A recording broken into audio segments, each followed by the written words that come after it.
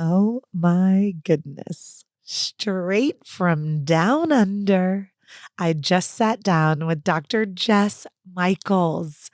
Oh my goodness, the creator of the birth sling. Do you guys know Jess? Do you know about this birth sling? I mean, I only found out about Jess and the birth sling about a year ago. And that's just scrolling through Instagram and following birth workers and came upon it. And so I reached out to Jess and I was like, I need to know all of the things. I need to know about your birth. I need to know about this birth sling. I need to know how to get this birth sling so I can incorporate it into my doula practice.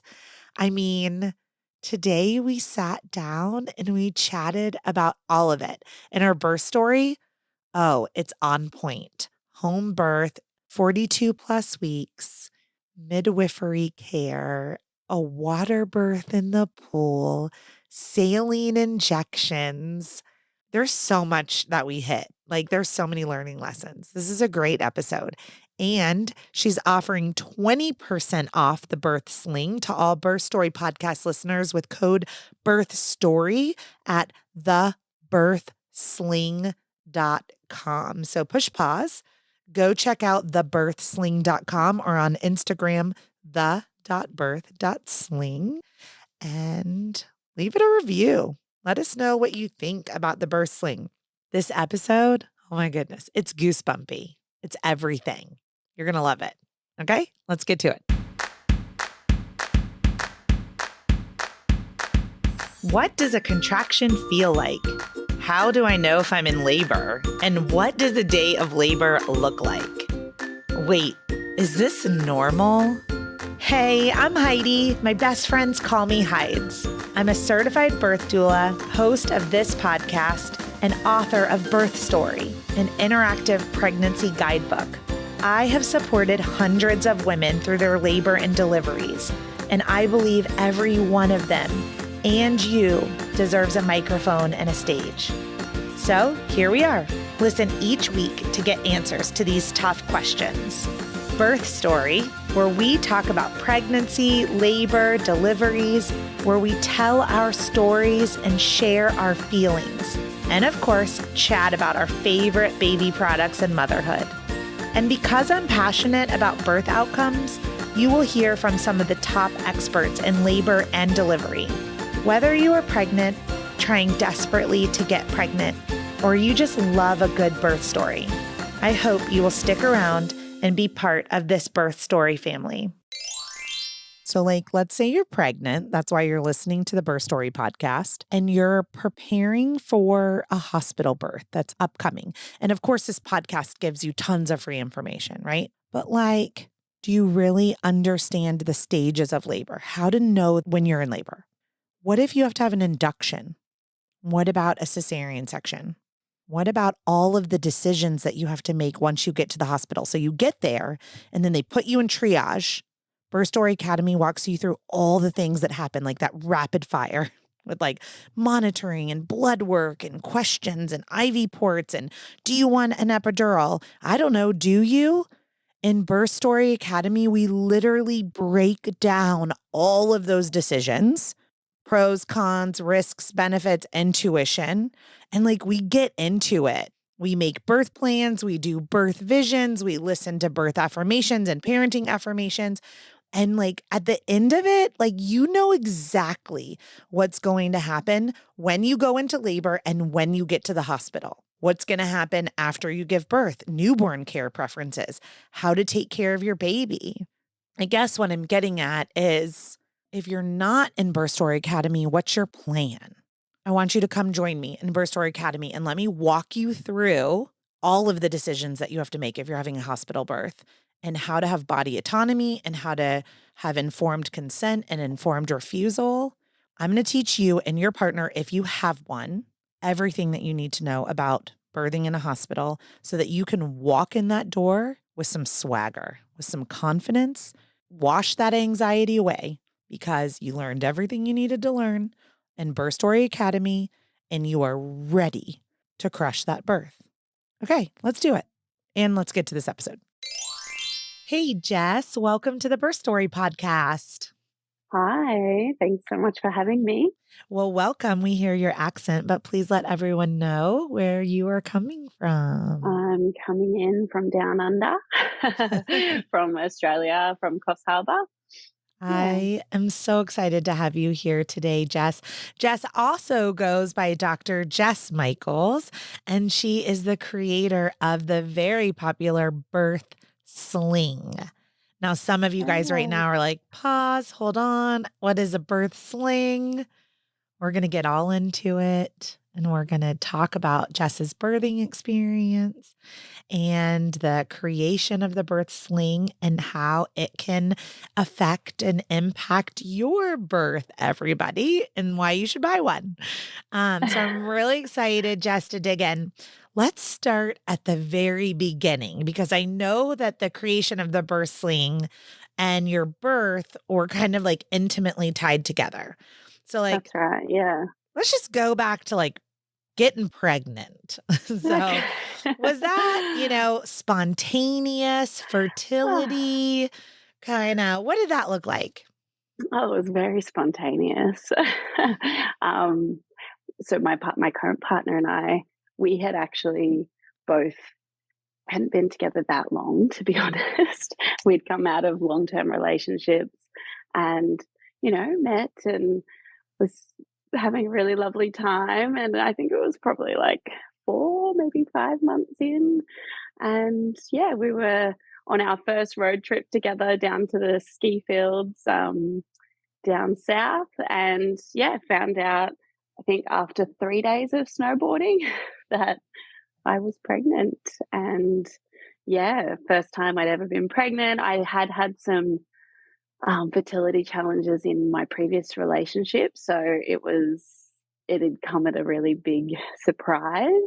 But yeah, it kind of felt like the universe's way of being like, right, well, this is your next journey. And yeah, it was exciting, though a bit of a shock.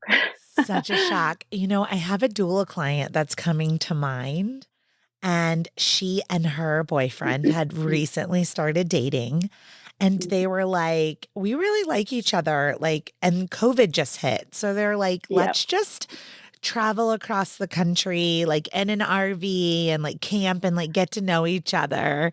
And Yes, like exactly. they got to like their like first major stop and she found out she was pregnant. And Yeah. I think they continued on for like a few more months, but then ended up having to come back. So sometimes the spontaneous makes the best stories. Yeah, I'm pretty sure my partner was like, "Well, if we can, like, go to the snow in a van, Yeah. she's pretty cool." And then, Yeah. um, yeah, then we found out we were pregnant. I was gonna say, so what led to the pregnancy test? Were you snowboarding and like, I'm about to die, I'm so tired? Or like, what Ah, made you want to take a test? there'd been an incident where I was like, "Oh, that could have been a bit close," where, and then it just kind of I remember sort of planning for the trip and being like, "Oh, I'm gonna get my period, damn it," and, be in a camper van Yeah. and, yeah, and I didn't I kept not getting it. And then, like, the night I kind of was avoiding it a little bit, and we were just having a great time, and, yeah, after we had a talk about it, actually, I was like, "Look, I think I'm late," and he was really sweet and just like, "Well, we've got a bottle of champagne. Let's do the test and drink it regardless." I was like, "Oh my goodness, I'm not drinking champagne if I've just found out I was pregnant." So I think we had some champagne and then I did the test the next day. Yeah. Oh, what a good celebration. I love it. Yeah. Yeah. Okay, so how old were you? I was 34. I think that 34. sounds right. Okay.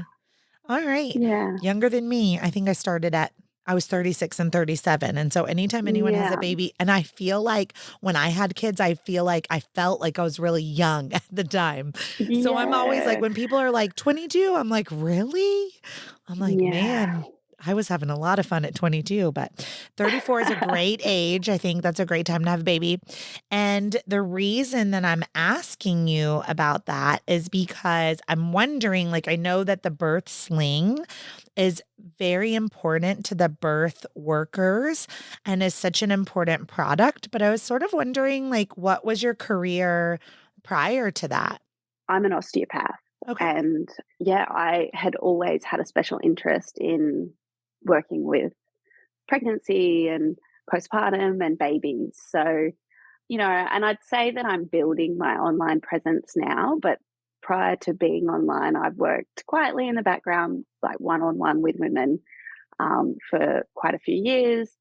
And that has always been my absolute passion. And yeah, I think until though I went through the journey of pregnancy and becoming a mother myself, it was difficult for me to really make that my thing. I had Mhm. a little bit of imposter syndrome, even though, I'd done all the study and was continuing to do all of the study around pregnancy, birth, and postpartum.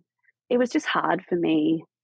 Yeah, and having faced some fertility challenges, it was a bit of a slam in the face, like going through that and then, yeah, not having been through that journey myself. So until I came out of mat leave, I just kind of didn't make that what I advertised for, if that makes sense. Yeah, it So yeah. absolutely makes sense. I mean, I'm over here as an entrepreneur with the podcast, and I have a book, and I have an online course, and I was a doula for 18 years. But this surprises everyone that for 14 well, I've been a doula for 18 years, but for 14 of those 18 years, I never left my day job until 4 Mm, years ago. I yeah. just felt those same feelings, Jess. Yeah. Like, I was like, no, I mean, there's so many better podcasts and so many better books, and Yeah. you know what I mean? And it's just like, who am I to be the expert? And I feel that very deeply. And every day is still challenging. I mean, our businesses are still relatively infants, Hmm. in the online world. And so it's important that we get together and we encourage each other like this and we promote each other's businesses. So Yeah, it for sure. helps. Now, I know what an osteopath is, but a lot of the Hmm. listeners are like, what's that? And what does that have Yeah. to do with pregnancy and babies? So, could you share a little Yeah. bit? Because we have lots of osteopaths all over. And I do Hmm. recommend, well, in here in the US, we call it a DO, like Yeah. doctor of osteopathic medicine. And so I do encourage my clients to see DOs and chiropractors and acupuncturists and functional medicine providers, and so I'm just was wondering if you'd share a little bit about your osteopath career. For sure. So I think it's important to say, I believe there's quite a difference between like being a DO in the States and being an osteopath in Australia. Okay. Um, I believe in the States they have prescription rights and they're a little bit more almost like a medical doctor, whereas here in Australia we're very much body workers, so those are the original principles are working with the body's innate healing capacity to, yeah, like to find health and well-being. Um, and so I know that there are osteopaths in the States that still use the manual therapy side of things, but I know that they also maybe have come a little bit more in line with tradition, like with the mainstream medicine. Mhm. Um, but so here in Australia, yeah, we work with the body. So it's you do, like a full medical history and that kind of thing to really get an understanding of where a person's at, and then work with the body to find ease. And it's a really holistic practice, Mhm. and particularly to do with like pregnancy and getting ready for birth, and then also like postpartum. There's lots we can do to just help a woman's body be ready for birth. So I never like to tell women that, yeah, I can do natural induction and that kind of thing, because I think the baby and the mother's body know when the right time is, but, there's lots we can do just to help, yeah, the body be ready for that time and, yeah, make it a smoother transition from maiden to mother pretty much. Yeah, I think that's so beautifully said. I have a mom right now that's waiting on her birthing time. And, Mhm. it's hard when she's 41 and a half weeks. And so she's having a few signs, but, she probably will go 42 weeks or over. And she had a membrane sweep today. And I just had to remind her, it's an induction method. And it's an encouragement, but it's not definitely gonna put you into labor, We Mhm. had to Yeah, share all these things I talk about on the podcast even. Can encourage the body to do what it knows how to do, but it's stubborn sometimes, and it's gonna do what it wants to do in its own time. that's it. And I always, I when working with clients, I do hesitate, like, if they discuss, like, membrane sweeps or stretch and sweeps or, if it's gonna stress the woman out, that's just counterproductive, and Mhm. I'm like, just try to I use the word surrender a lot, like, let's just surrender to the baby's timing and, yeah, Yeah. like, that your body knows, like, there's such an innate knowing inside of you that it knows when the time is right, and, yeah, we can certainly do lots of lovely relaxing techniques to help you feel relaxed and ready and get the pelvis mobile and moving and but yeah, try not to stress out about due dates and those kinds of things. So That's absolutely true. I birthed at 43 weeks with my yeah, first, and people find it quite surprising that when undisturbed and untouched, that women have reported going all the way to 44, 45, and 46 weeks gestation. And yeah. people are saying, "Oh, no, that's not possible." And I'm like, "Yes, and it's on record," you know? Hmm. Yeah. It's just that we have these averages. When and I'm gonna go forward and then go backwards. What gestation were you when you went into your birthing time? Yeah, it was just, I was like, "Oh, I should have, like, double checked and clarified," but I know that I was over 42.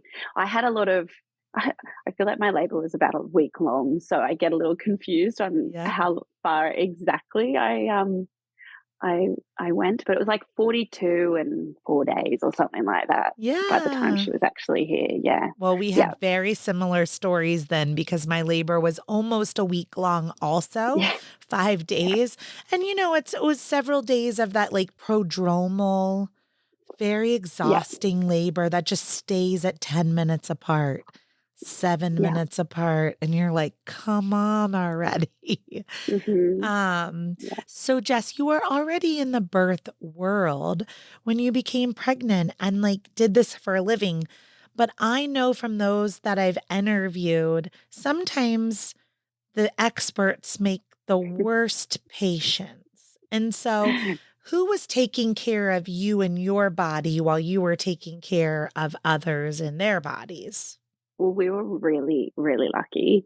We had the most beautiful, um, unregistered midwife, actually. So technically, I don't even know if I can use that word midwife. But yeah, she wasn't part of the hospital system or anything like that. Mhm. Um, Yes, you and can is the answer, Jess, yeah, right? I know. Midwifery is an ancient Uh, practice that has been passed down, and That's just like right. doula work and birth work, and just because we slap certifications Yeah, on professions that are callings doesn't degrade what we are taught from being witnesses and watchers and the things that we learn from our mentors and our peers that still make us just as valuable yeah, without a title. Yeah. that's So, right. as a shout Yeah, out to your midwife. yeah, yeah. She's awesome.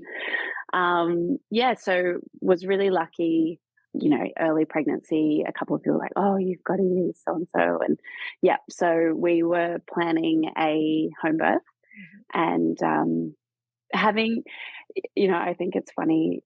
I remember sort of we found out we were pregnant, and obviously my partner and I hadn't really had any of those conversations about like, oh, what would, how do you feel about this style of care? And yeah, he's from Venezuela, and I remember him being like, oh, like in my country, like some women just like hang off trees and give birth that way, like, like bear down on the tree branch. And I was like, okay, I think we're gonna be cool. Like he seems really comfortable with the sort of home birth, holistic style of care. So he wasn't worried at all about natural birth. So that was Yeah. good. And wasn't afraid to see you in your power and your primal No. state. Yeah. He was Cool. like, "Oh, I actually really hope the midwife doesn't get there in time and, like, I can catch the baby and stuff." I know. She definitely had lots of time to arrive, though. A whole week, it sounds Yeah. like. Yeah. Okay, so let's talk about that. Like the period of time when someone puts a date on the calendar and they put a circle around it under midwifery care, like did they do that with a home birth or were they like we think that you're due around this time period and they gave you a S range? I had chosen this particular midwife.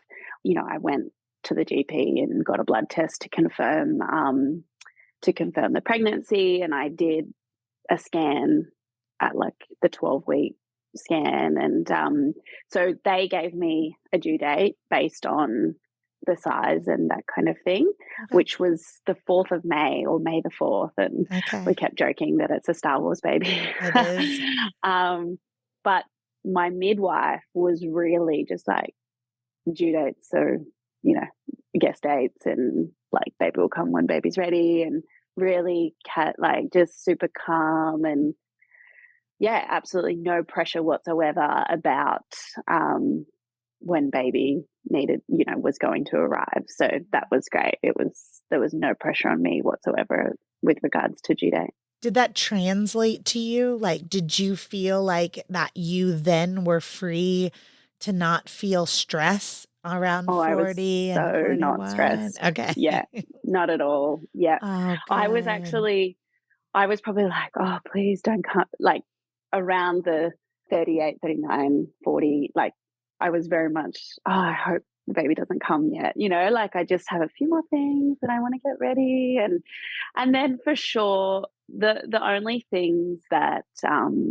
probably were starting to get a little bit annoying was everyone, a few family members and stuff like, "Oh, what do you mean? Like, why isn't the baby here yet?" And all the text messages and calls. And I know it all comes from a place of love and that kind of thing. But yeah, it was just like, okay, it's fine. Baby will come when baby's ready. But definitely no pressure from my care provider at all. Yeah. So, The yeah. the excitement and the good intentions of the people that love us and are excited for these little souls to enter into the world. But it does feel like pressure sometimes. My doula clients are instructed that when they hire, because they hire me so early as their doula, they're Yeah. instructed to go back to their family after their next appointment. And then they're to say, they changed my guest date and I have them at Exactly. 8 days. So I would have said, okay, now that you're going to go home, Jess, and you're going to tell everyone you're actually due May the 12th. And Yeah, so, like, it exactly. takes, you get at least 8 days, for the pressure Um, to be off a little bit.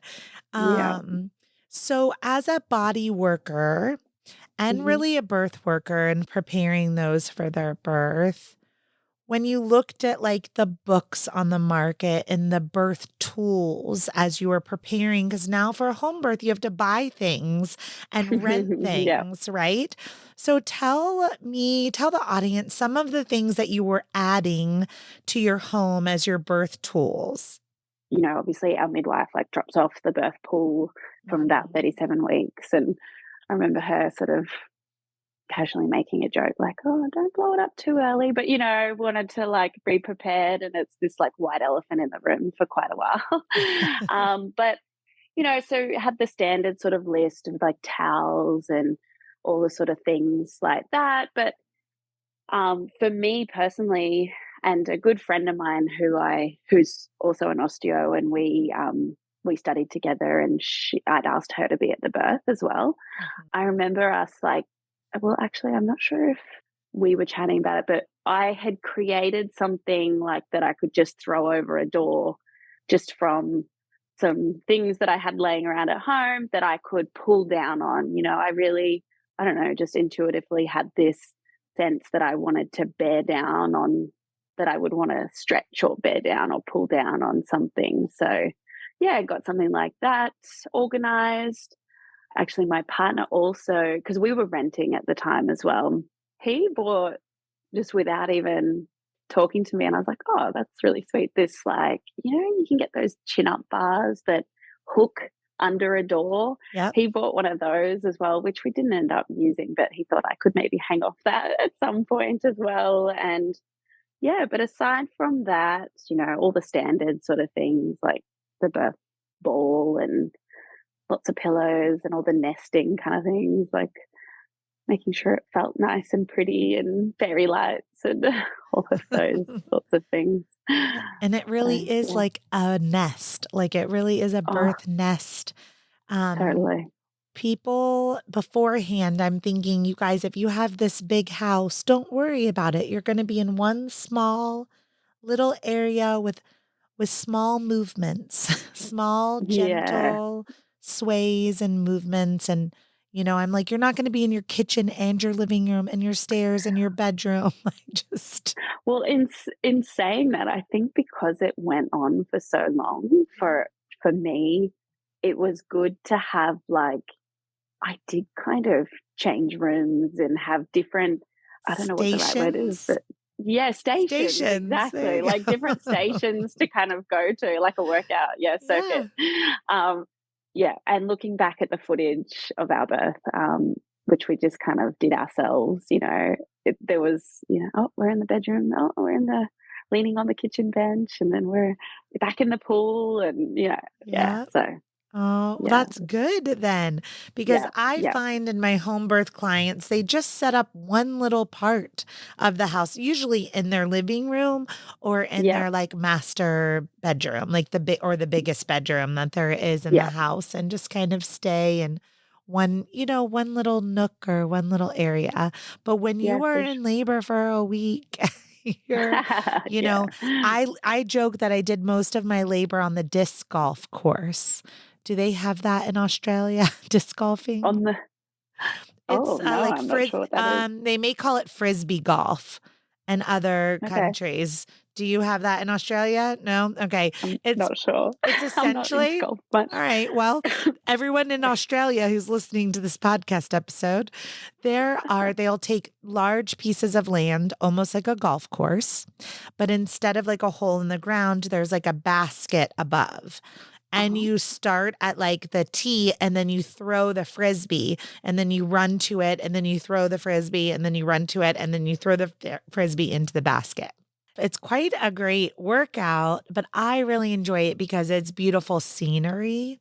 And so I mm. did most of my laboring walking the disc golf courses with my partner while they played disc Oh, golf. nice. And the Yep. dogs were just running free. But if it's going to go on a week, you do need lots of different stations and circuits, I will say, to mentally get through that time. The Yeah, well, those first, like, 3 nights, well, the prodromal labor for me was mostly at nighttime, and Mhm. so then we'd wake up and it would fizzle out, and it was really beautiful time, like May, so still kind of warm here, and we were just at the beach all the time, like, my partner was just getting in "Oh, this could be the last surf for a while," so he'd Yeah. go for a surf, and yeah, I would have mild contractions on the beach and Yeah. yeah. And those ocean waves, they'll pull them right out of you, right? Just, Yeah. I mean, really the elements, right? Like we're recording this in the middle of Hurricane Ian Mm. and the barometric pressure change that just happened today with the storms. And I'm like, oh, we have Like I said, there was the one who had maybe the sweep today, who's may go tonight or a few more days. But there's a couple other ones that I'm waiting on that I think the barometric pressure to change from the elements could really pull the babies lower today, you know? Heidi abruptly ends the call to go to a Yes. birth. Yes.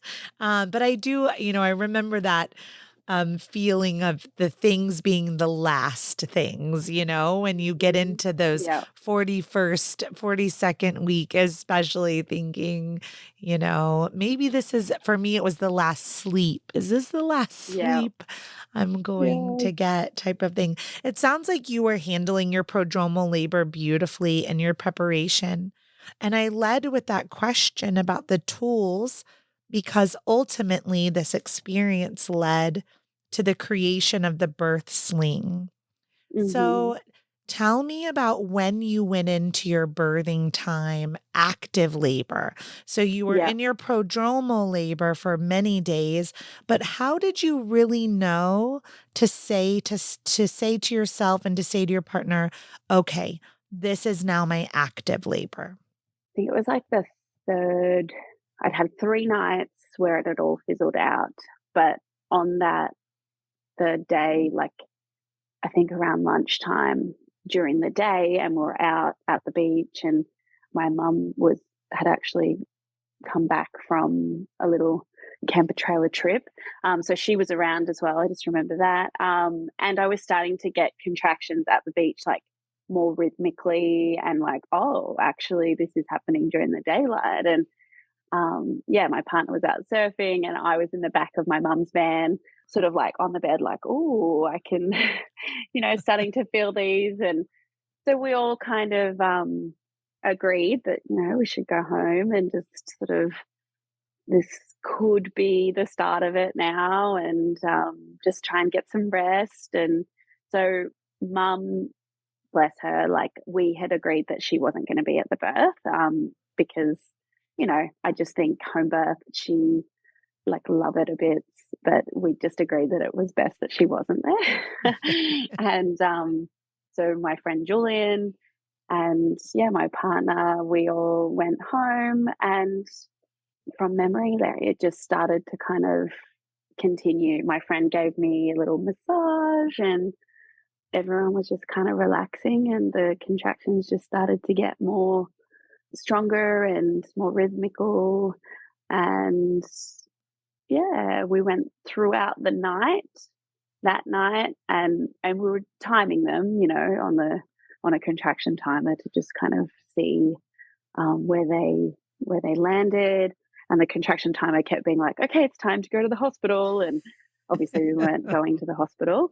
And we would just check in with the midwife through text message. She had actually been at another birth. That's something that I sometimes forget, which, maybe that's why my prodromal labor went on for so long. It was a little bit like me and this other mama that she was caring for kind of started at the same time, Mhm. but it was her second baby. So she was like, look, I'm just going to go and attend to this woman. And I'm like, oh, of course, my midwife has another, another, um, another birth. But yeah, it all timing wise, it all landed really well. And, we text her in the middle of the night, and she's like, oh, it sounds like you're in active labor. Like, we'll probably head out there in the morning. So yeah, and it just kept going from there, and didn't stop. So Yeah.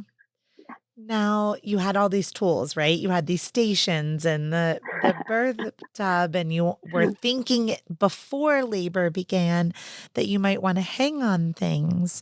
But when you actually went into your birthing time, what did feel good? How did you comfort yourself through the waves of the yeah, contractions? I remember our midwife like texting Ale, my partner, sort of being like, oh, tell her maybe just to run a bath, like don't fill up the birth pool yet, like, but so water was definitely very soothing for me. And I spent a lot of time in the water. In hindsight, I think it probably potentially dragged the labor out, and Yeah. obviously, like, hindsight's a great thing, but I did spend a lot of time in the birth pool, and gravity can't really help the strength of your contractions and that kind of thing when you are in the water. But that's where I felt comfortable. Mhm. Um, and first time mom, I kind of was just looking for that comfort and to soothe things.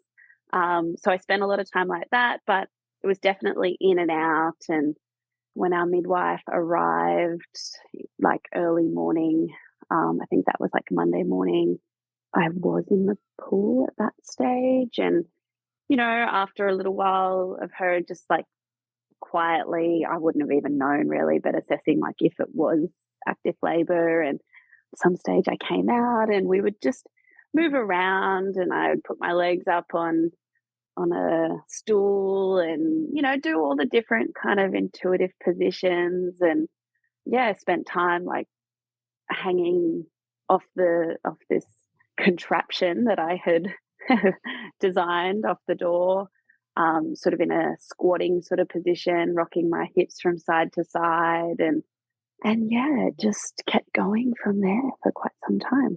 Were you ever afraid? Uh Afraid is probably not the word that I would use. No, I was never. I always felt really. No, I was never worried about the baby. I was never worried about my health or whatever. Um, there were times, after a couple of days where I was just like, "What is happening?" Like it was that feeling of not being in control or not understanding where we were at and wanting to like make sense of it. Like why does it not feel like anything has changed, even though for sure the intensity was building the whole time. I can see that now, but I remember hearing the kookaburras, which are a native Australian bird here, which they call at dawn and dusk. Okay. And I remember being in the pool and hearing the kookaburras for the second time and being like, "That's not another morning, is it?" And um, just kind of feeling a bit defeated because every day you're like, "Okay, yeah, what's the day? It's the 18th. Yeah, this is a nice day to have a baby." And then like the day would change again, and I'm like, "No." Yeah. So yeah, Yeah, so some of the words that I heard were like uncertain, lack of yeah, control, yeah, defeating feelings. The reason I bring that up when I'm interviewing people, Jess, I think it's so important to share about how just labor itself teaches you and how oh yeah, labor itself changes you. Like it hmm, forces us to be comfortable. At some point, we have to be comfortable with the lack of control. yeah. Can you identify in your labor when you just let go and just gave in to the birth, the laboring? Yeah, for me, the big lesson in my birth, and I remember, I'm not sure if you know of Jane Hardwick Collins, who is an amazing ex-midwife here in Australia, a really wise woman. I remember her saying I did one of her, retreats when I was early pregnancy, and she's like, "You get the birth that you need," and I did some work sort of unfolding the messages or the lessons for me in our birth. And there came a point where I needed more support and I needed to let go. For me personally, like it was really hard to ask to transfer, and I did early on. I think it was on the 18th in the morning, and then I got out of the pool and there was some blood and some change, and it was kind of like a positive sign. And I was like, "Oh no, okay, things are changing. Like I can stay and I can do it." And I stayed and labored for another like 6 or 7 hours. But then it just got to a point where I was tired. I'd been vomiting a lot and was now struggling to even take in water without feeling nauseous, and felt dehydrated. And as much as I was I was afraid to transfer because I felt like that meant C-section, just because of all the stories, because of my birth, and all the transfer stories that I had heard and whatnot. Like it just felt like that was what was going to happen. And so that was a huge lesson for me, just to surrender. And yeah, we decided to transfer to the hospital around like 9 p.m. on the 18th. And yeah, After many days of prodromal labor and after a long period of active labor. yeah. Now, Jess, I know you're an osteopath and you're a body worker, and I'm over here listening to your story as a doula. Yeah. And the things that come immediately forward for me are just the position of the baby, right? Like, Yeah. when they're working, the baby's working really hard with you to try to internally rotate and navigate the pelvis. I'll see these prolonged labor experiences with unique labor patterns and lots of prodromal labor. So, I mean, I don't know if your child was uniquely positioned when you were at home that was, making the labor so long, but I would guess. Hmm. Was your midwife able to transfer with you? Yeah. Yep. So she came in her car behind us. Okay. And yeah, it was something that we'd questioned, whether she had her hands up by her face or that kind of thing. There's, I was a professional dancer for years, and I was still teaching ballet like while I was pregnant for a little while, like just as an additional side job. And I horse ride. So there was all this kind of like, oh, that kind of body type. It may just take time.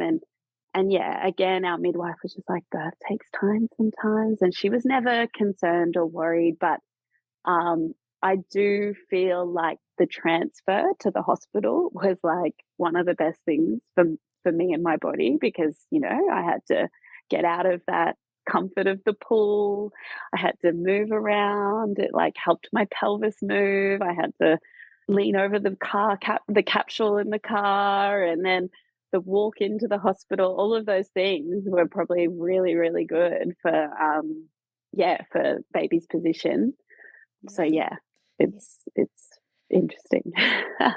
Time after time after time, I'm laboring with birthing persons just like you. And I'll say, we really need to do some lunging. Okay. And Yeah. we need to get out of the tub and we need to do some deep squats Mhm. or, a full yoga flow. And they just look at me like, no. And so Yeah. it's really hard. So we call, well, here, me and Colin in our practice and some other local doulas all over, they call the water the aquadural instead of the Mm. epidural. Yeah. Now, Mhm. both the aquadural and the epidural, in my experience, make you comfortable and also make the labor slow down if used Mhm. for too long Yeah. or too early in the labor. So, Yeah. yes, getting out of that tub and moving and walking and 100%. lunging and gravity And can help. yeah, I was just gonna say, like, because I work as a doula as well and attend births, and it's like there's always this fine line of the mama knows, she knows the position she needs, and she'll intuitively go into positions or wherever she wants to be, and that will be what's best for her. But I 100% agree with you. Like sometimes just that gentle suggestion of, hey, would you like to get out and do a little bit of movement? And our midwife is so like she's with women, she trusts and really trusts in the process. Though upon reflection, I remember sort of thinking like I probably could have just used someone a little bit more like it would have been helpful for me to just have someone to be like, hey, do you want to just do a few laps around the house or something? I just needed that little bit more I remember sort of being in the pool and thinking, like, I do find it hard to ask for help. It's one of my lovely traits. And yeah, I remember having moments of I probably could have been like, just tell me what to do, but I wouldn't say that, you know? I don't know. That was Yeah. definitely something in me, a lesson. And that's actually a key question as a doula that I ask upon like the intake forms. Yes. I ask my clients to talk to me about their personality type Mhm. and their enneagram and their love language and Yeah. how they process discomfort, and when they're Mhm. sick how they ask or don't ask for help, because I do find it helps the people that are around you to like Yeah. motivate you when you're in labor to maybe move things with the mindset of your midwife. There is that lives in all of us doulas, right? Mhm. The like with a woman believing in the body and thinking you can lay in this tub, the baby will eventually come, you Yeah. know? But if you want to encourage this to help work with the baby, sometimes where I'm like, let's just for a few minutes get out of the tub Yeah. and do some lunges. Yeah. Then I say, we'll get And back in. she probably did, like, man, the 3 days of active labor, but, You probably told yeah, her no, Jess. You probably probably. I'm said, like, "Get away, no, you said no. no." So there Yeah. you are at the hospital and your midwife's able to come with you. Was your friend able to come too? So, because we had, my friend and then the midwife, like, brought a doula as well as another set of hands. Gosh, she did all more than just hands, like, Yes. lovely, All the but doula no, I things. yeah, exactly. Our midwife came. Okay. So, it was during COVID. We weren't in one of the, like, strict, harsh lockdowns, and I don't think we'd gone through like, there was no actual policies yet. So but we just thought, "Oh, just bringing one person," and my partner obviously was probably, yeah, better. But my friend stayed at home and cleaned the whole house for us, and yeah, she was amazing. I What? know. I mean, how nurturing. That must have felt I really good to have received that support. know. Yeah, Um, yeah. so once at the hospital, were you like, I'm so tired, I need to get some nitrous oxide or an epidural, or were you still like, I want to keep doing this completely unmedicated? I went there very much with the intention to get fluids. Like, I wanted just a IV drip of, Hmm. saline, because I felt dehydrated. Okay. And I did want some pain relief. I was having really intense back labor. I'd vomited so much that I'd strained a rib, and so with every contraction, I was also getting really high pain up in one of my rib attachments, and So ding, so I ding, did. ding, you guys. Yeah. I've got to tell the audience this, right? Like, I wasn't even at your birth. I've never even heard this story, but I already called it of your baby's position. And you just Mhm. confirmed it with me Yeah. when you said back labor. So this baby was a transverse or OP. We know by the way your labor pattern was presenting and the way you were feeling the back labor. Yeah, yeah, So yeah. It was yeah, all there. and the only position towards, like, the latter part was just I just needed to be on my hands and knees. You look Hmm. back at footage and my hands and knees were red raw, Oh. like rough, Right. worn down from, like, the birthing pool and from all the positions. But, yeah, so I went to the hospital with the intention of some sort of pain relief. Mhm. At that point, I was probably just like, whatever, really. But at the same time, I remember being very staunch and like when they gave me the drip, I was like, there's no antibiotics in this, there's no oxytocin, like syntocin in this, is there, Yeah. really still like wanting to be mindful of what they did.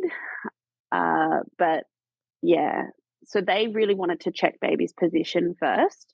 And we knew that she was head down, they wanted to confirm it. I can't remember if I remember they brought the ultrasound machine in, but I don't feel like they ever got to it.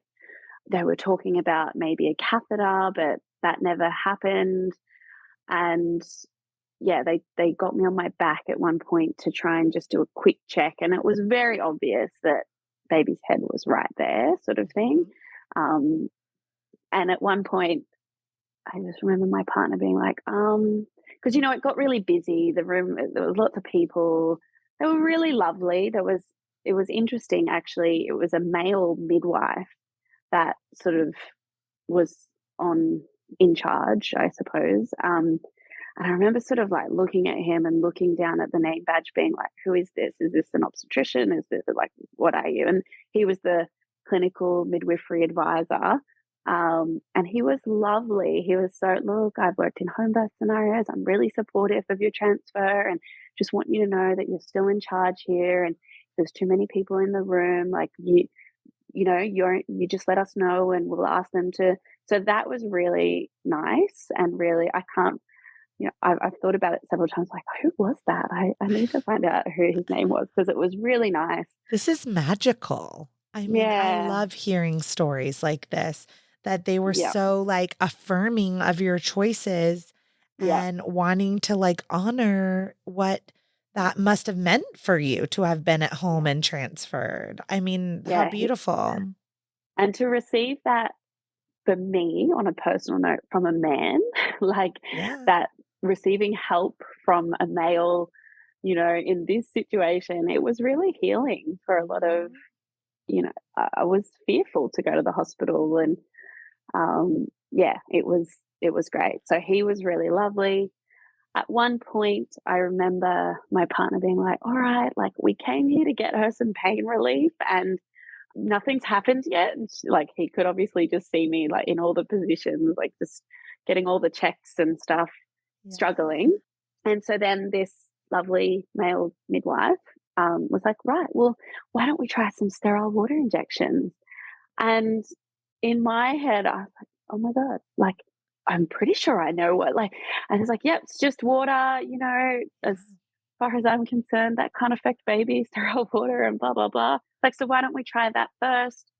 And yeah, see how you go with that." And that just felt like such a relief for me because although had he have offered epidural, I probably would have gone, yes. Like I was just so exhausted and so tired at that point.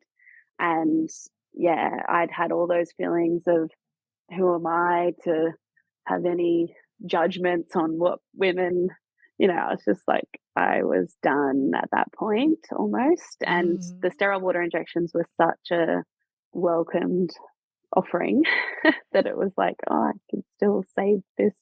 Yeah. Yeah, and they can be quite effective Yeah. for back labor. And you guys Mhm. listening, everyone right now is like, what in the world is a sterile water injection? Is exactly what you think it is.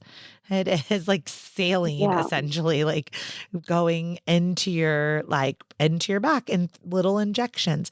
Do Yeah, just you under the skin. yeah. Do you know about how many injections they did? Yep, so it was they have 2 practitioners at the same time give, like, 1 needle each, and then again, another needle each, so 4 injections at the Okay. same time, just, down near your close to your sacrum, a little bit higher than your sacrum, and, they sting like, my goodness, like nothing else, Mhm. and I remember screaming like crazy, but, then I had a contraction, and I remember the male midwife being like, "Oh, how did that feel? Could you feel that in your back?" And I was like, "Oh, I'm not sure," I was a bit out of it, and then the next one came, and I was like, "Oh my goodness, like, this is so different, I can." It was like everything changed, and yeah, I could feel what I imagined it should have felt like, not in my back, not going up my back, and it was all sort of down lower now. So, yeah, Yeah. that was amazing. And then he sort of said, "All right, like, well, shall we run the bath?" And um, they ran the bath for me, and I got back in the bath. And at this point, So he disappeared on his white horse. I'm not sure where he went, and I was left with female midwife from the hospital, and our midwife was still there. Okay. And I got back in the pool and continued to labor, and everything just felt so different. It was amazing, and my sounds changed, and you could really tell that she dropped down, and I was about to birth my baby.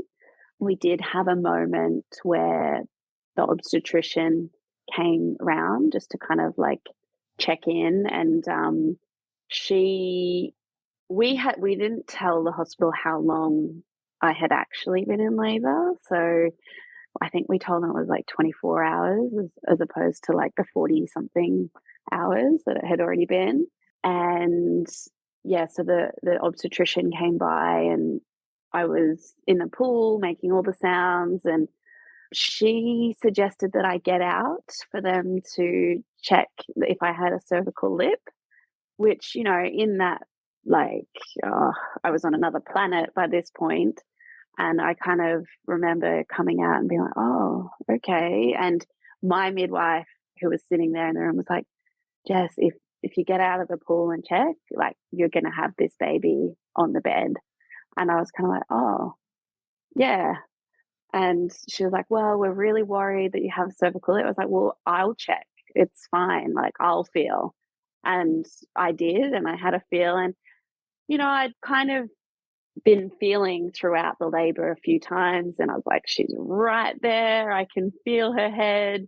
And maybe there was like, a little bit of a spongy lip feeling. And I don't know, I just kind of moved things around a little bit, Pushed it and away. Yep. yeah, like, and it felt fine. I was like, no, it's all good. And she kept insisting, and it really took my partner to be like, look, come back in an hour and the baby will be here. And she was like, all right, and left the room. And I I don't know how much time passed after that, but it was, not didn't feel that long. And yeah, my partner got in the pool, and everything just felt completely different. And then we birthed her, and or I birthed her, and Yeah. yeah, it was So you amazing. were able to birth her in the hospital in a birth pool with Yeah. your midwives. With the so the Yes, obstetrician didn't come back for the delivery. she didn't come back for the delivery. Okay. So yeah, in Australia, like in the hospital system, like if everything is going well and naturally, um, then usually they'll have two midwives there from the hospital. Like they'll make sure that there's two midwives when the baby is actually being born. Um, and there's no real, they don't need to call the obstetrician unless it's like an emergency, or unless something is, not quite going to plan or as straightforward as it would normally. So yeah, the obstetrician left. I think I remember clarifying this recently, actually. I think the other midwife from the hospital, so there would have been my midwife, who wasn't actually there working anymore. She was holding our camera, but she was there supporting us. Yeah, so she wasn't working in the hospital as a midwife. And then they had the midwives from the hospital, um, yeah, but they were really respectful. Like, they know our midwife, and they know that she works in the community, unregistered, and they're usually really supportive of her. And so they kind of gave us a little bit extra space, I think, knowing that. I love it. Okay, I have some just logistical questions that Yep. I just love because I love a good water birth. Yeah. So was your partner like who like I'm gonna air quote caught the baby Yep. because we're really just helping the baby to the surface essentially. Sure. But was that you or the midwife or your partner or who was Yeah. So helping?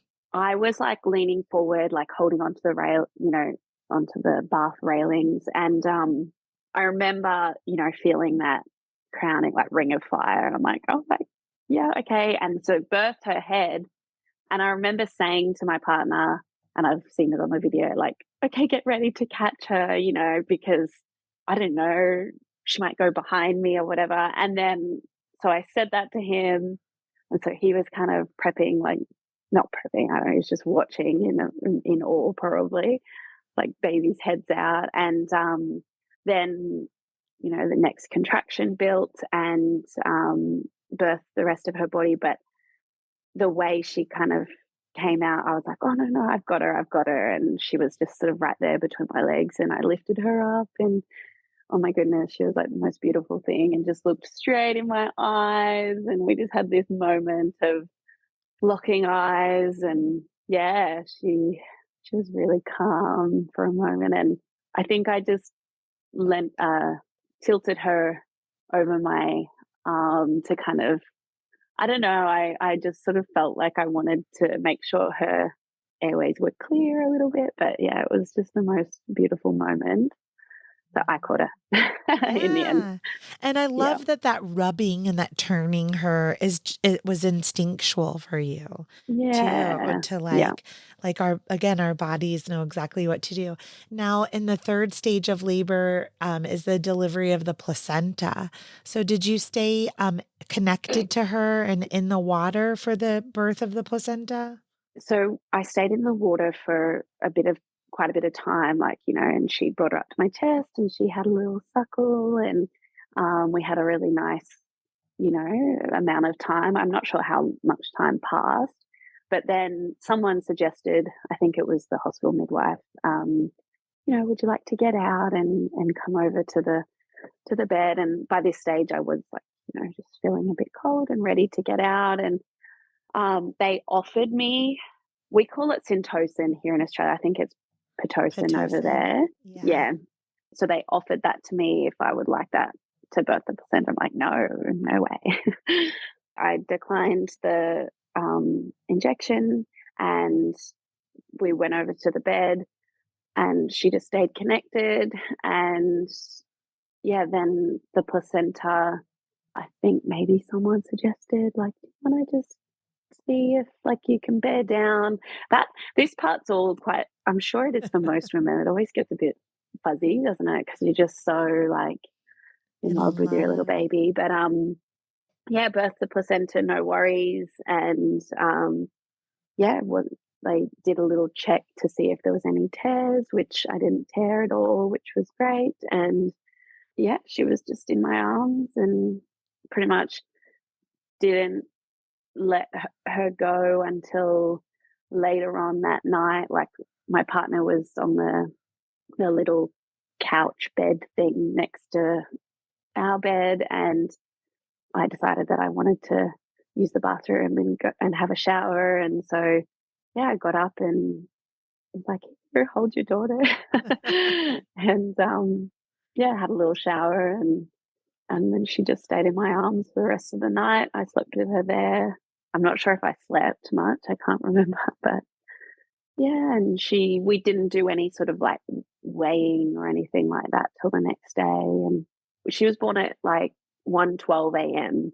on the 19th. And yeah, I think we kind of left the hospital we were getting ready to leave by about 10 a.m. the next morning. So And what did she weigh?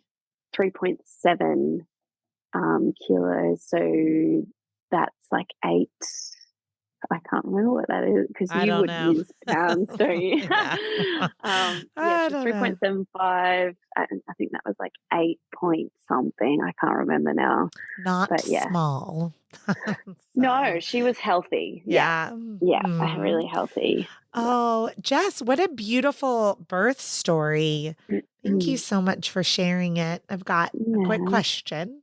It's quite yeah, commonplace in my city to encapsulate the placenta and ingest it. Is that common in Australia? yeah. It is. Um, some people do it. I decided not to for a few reasons, but we took the placenta home Okay. and had it in our freezer for a year until we bought some land, which we're trying to build a little house on at the moment. But we, on her first birthday, we took it to our block of land and buried it under this beautiful tree. And it was so incredible because we kind of like it was defrosted and we showed her the umbilical cord and we're like, look, like this is, and then we buried it and she got so emotional and cried and was like, bye-bye, bye-bye. And it was so moving. Like she knew, Yeah, she knew, she she felt totally that. knew. I Yeah. mean, it's their little So, pillow for so long. yeah. Oh my goodness, that's And she kisses that tree goosebumps. every time we go to the block of land. She's like, Oh, oh, hola, árbol. oh my gosh, I have goosebumps all over. That's Mm, incredible. Well, we yeah, have just a few minutes left, Jess. yeah, And so I was wanting to share now how we heard Jess several times talk about hanging on that cloth and hanging on things. And I was wondering if you would just share a little bit about the birth sling, what it yeah, of is, course. and how you developed it based Yeah. on your experience as a body worker plus your expertise in birthing with your daughter. After the birth of our daughter, our midwife reached out a couple of times, like, oh, I was just wondering if I could borrow that thing for the that you made, like for this next woman, and then like again for this next woman. And yeah, I remember like going over my birth and thinking, in hindsight, I definitely could have spent more time out of the water and it likely would have helped things progress quicker, I think. But it doesn't matter. And it was the perfect birth for me. But when I started having the midwife reach out about this, I kind of was really putting more thought into it and starting to do more research. And I know there's been some peer-reviewed research come out of the States from some birthing centers out there where they've started to use slings and hammock style fabric, in birthing centers. And for us, the big obstacle was the fact that we were renting. I didn't want to put any fixtures into the ceiling or anything like that. And so the beauty of what I created was that it has this door anchor that just sort of flicks over a door and you click it in. And yeah, you can move it around the house if you're home birthing, or you can even take it to the hospital and hang it on the back of the hospital, like the bathroom door or something like that. And I played around, I was still postpartum, like pretty early postpartum, and I played around with some different designs and was actually really loving the feeling of it, like for my breastfeeding back, like stretching out into.